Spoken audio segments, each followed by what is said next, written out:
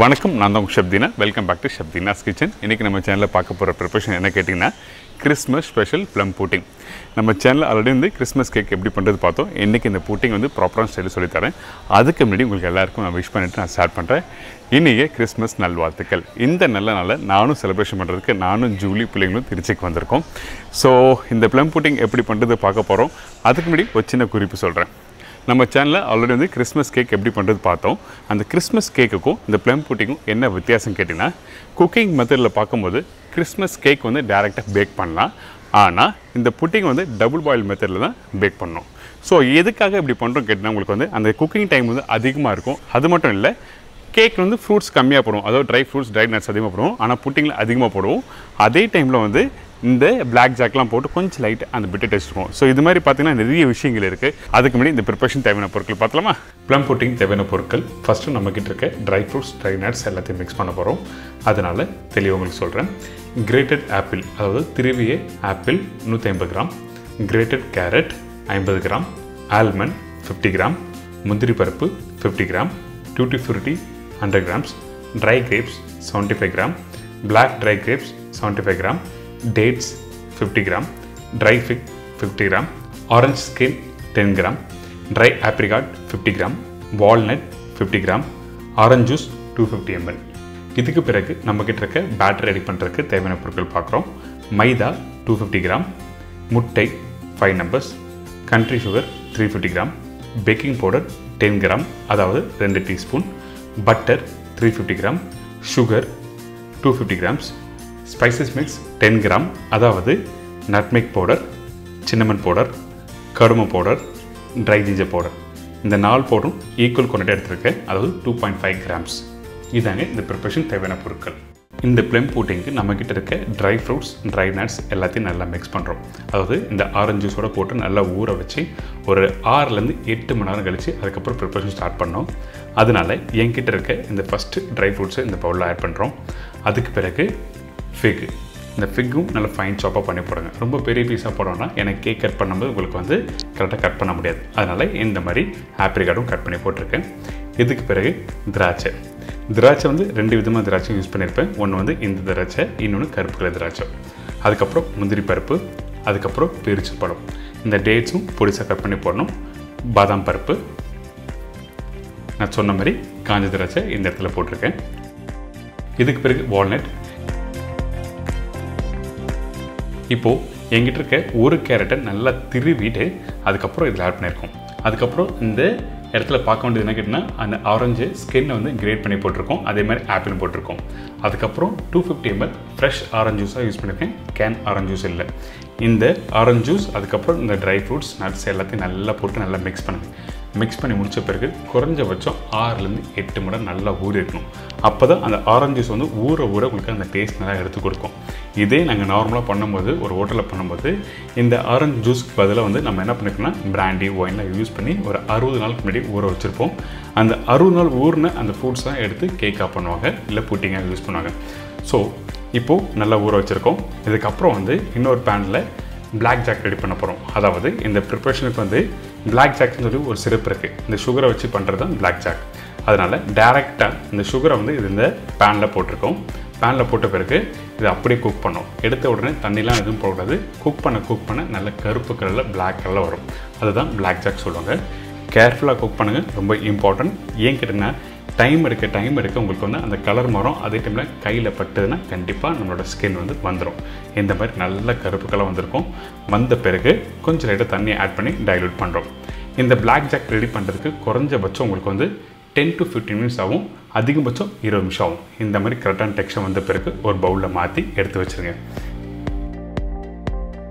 பார்த்தீங்களா, இதே மாதிரி தான் கரெக்டாக வந்துடணும். இதுக்கு பிறகு நம்ம பேட்டர் ரெடி பண்ண போகிறோம். அதனால் மெல்டட் பட்டர் யூஸ் பண்ணியிருக்கேன். 350 ml அன்சால்டட் பட்டரை போட்டிருக்கோம். நாட்டு சர்க்கரையும் போட்டு நல்லா மிக்ஸ் பண்ணுங்கள். இப்போது இந்த ஸ்பேச்சரை நல்லா மிக்ஸ் பண்ணுறோம். பார்த்தீங்களா, இந்த இடத்துல உங்களுக்கு கம்ஃபர்டபுளான பிஸ்கு யூஸ் பண்ணி நல்லா மிக்ஸ் பண்ணி இந்த மாதிரி எடுத்துருங்க. நல்லா மிக்ஸ் ஆகிருக்கணும். பட்டரும் அந்த நாட்டு சக்கரை நல்லா மிக்ஸ் பண்ணி முடித்த பிறகு முட்டை ஆட் பண்ணுறோம். முட்டை வந்து ஒரே டைமில் போடுறோம்னா, ஏன் கேட்டிங்கன்னா உங்களுக்கு வந்து நம்மளோட வீட்டோட டெம்பரேச்சர் வந்து ஹையாக இருந்ததுன்னா கர்ல் ஆகிடும். அதனால் ஸ்டெப் பை ஸ்டெப்பாக வந்து நீங்கள் முட்டையை கொஞ்சம் கொஞ்சமாக போட்டு நல்லா மிக்ஸ் பண்ணுங்கள். இப்போ 2 முட்டை போட்டச்சில் இதே மாதிரி எல்லா முட்டையும் நான் மிக்ஸ் பண்ணுறேன்.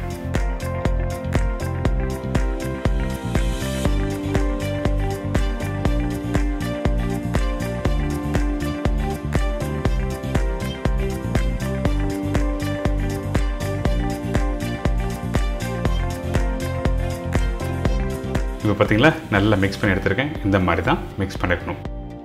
இதுக்கு பிறகு நம்ம என்ன பண்ண போறோம்னா, நான் மைதா கீழே வச்சுருக்கேன் பவுலில். அதுக்கப்புறம் இந்த மிக்ஸ்டு ஸ்பைசஸ் பவுடர் வந்து இதில் ஆட் பண்ணுறோம். அதாவது சின்னமன் பவுடர், ஏலாச்சி பவுடர், கருமம் பவுடர், ட்ரை ஜிஞ்சர் பவுடர்.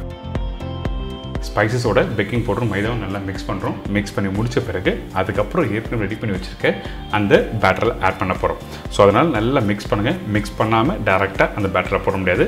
போட்டிங்கன்னா உங்களுக்கு சரியாக குக் பண்ணுறதுக்கு கம்ஃபர்டபுளாக இருக்காது. அதாவது மிக்ஸ் பண்ணாமல் குக் பண்ணினா உங்களுக்கு நல்லா வெந்து வராது சொல்கிறேன். இப்போது ஏற்கனவே ரெடி பண்ணி வச்சுருக்க அந்த பட்டர், அந்த நாட்டு சக்கரை, அதுக்கப்புறம் முட்டையோட இந்த ப்ரீ மிக்ஸ்ட் மைதாவை இதில் ஆட் பண்ணியிருக்கோம். நல்லா மிக்ஸ் பண்ணுறது.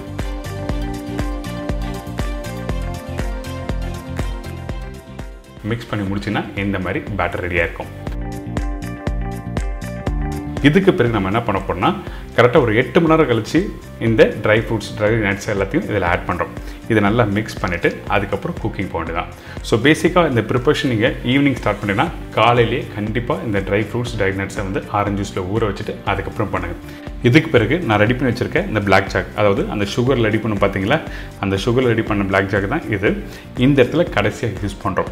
நல்லா மிக்ஸ் பண்ணுங்கள். நல்லா மிக்ஸ் பண்ணி முடிச்ச பிறகு நான் எல்லா பிளாக் ஜாக்கும் யூஸ் பண்ணல, 80% அளவுக்கு நான் யூஸ் பண்ணியிருக்கேன். மீதி 20% வச்சாச்சு. உங்களுக்கு கலர் லைட்டாக அந்த பிட்டர் டேஸ்ட் வரும் அந்த பேட்டர் செக் பண்ணும்போது. நீங்கள் கேக்குக்கும் புட்டிங்கும் என்ன வித்தியாசம் இருக்குன்னா, இந்த புட்டிங் வந்து ஆக்சுவலாக கொஞ்சம் நீங்கள் சாப்பிடும்போது லைட்டாக அந்த கசப்பு தன்மை வரும். அதாவது அந்த ஆரஞ்சு ஸ்கின்லாம் போட்டிருக்கு பார்த்தீங்களா, அதெல்லாம் நல்லா ஊற ஊற ஊற அந்த டேஸ்ட் ஒரு டிஃப்ரெண்ட் டேஸ்ட் இருக்கும். கேக்கோட டேஸ்ட் கொடுக்காது. ஆனால் ஒரு சூப்பரான ஒரு ப்ரிப்பரேஷன் அது. இப்போ நல்லா மிக்ஸ் பண்ணி எடுத்து வச்சாச்சுல. இதுக்கு பிறகு இந்த மோல்டில் வந்து கொஞ்சம் பட்டர் அப்ளை பண்ணியிருக்கேன். அதுக்கப்புறம் மைதா டஸ்ட் பண்ணிவிட்டு ஒரு பட்டர் ஷுகர் போட்டு செட் பண்ணி வச்சுருக்கோம். இப்போ ரெடி பண்ணி வச்சுருக்க அந்த பேட்டர் டேரெக்டாக ப்ளேஸ் பண்ணுறோம்.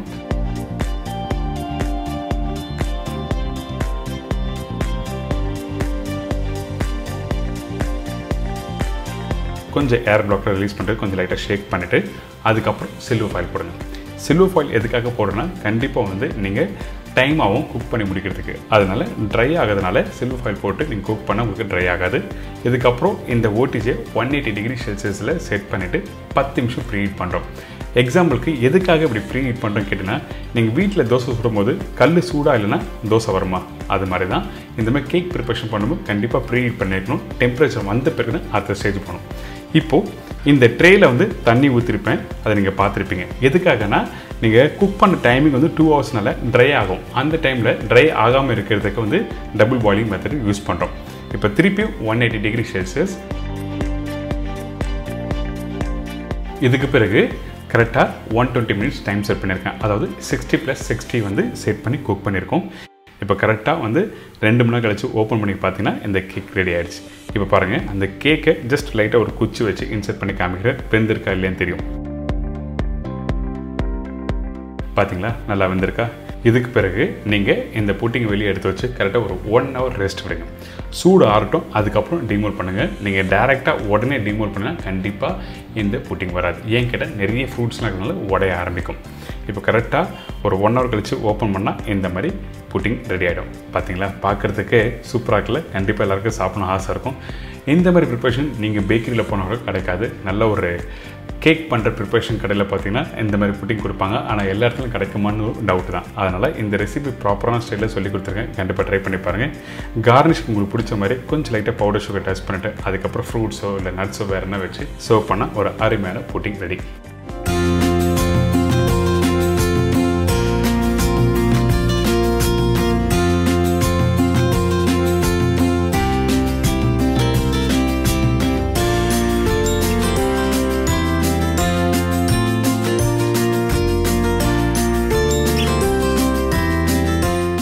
என்னங்க, இந்த கிறிஸ்மஸ் புட்டிங் எப்படி பண்ணுறது எல்லாருக்கும் ஈஸியாக தெரிஞ்சுக்கல. கண்டிப்பாக ட்ரை பண்ணி பாருங்கள். இந்த ப்ளம் புட்டிங் எல்லோரும் உங்கள் வீட்டில் எல்லோரும் பண்ண முடியும். அதனால தான் இன்றைக்கி ப்ராப்பரான ஸ்டைலில் சொல்லி கொடுத்துருக்கேன்.